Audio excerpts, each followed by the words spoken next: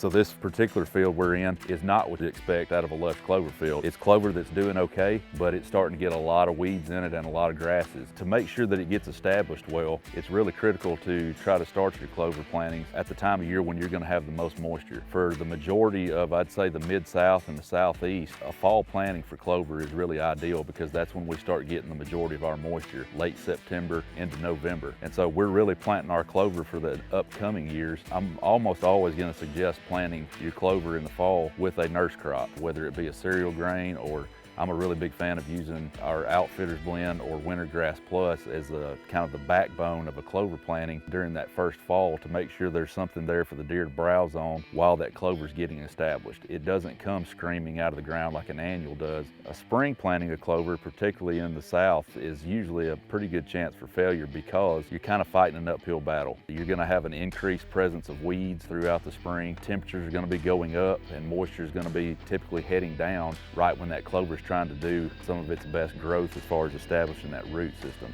Really pay attention to where you live and what the ideal time is for you to plant clover in your area when you're going to have the most moisture and the best chance for that clover to get off to a nice clean start.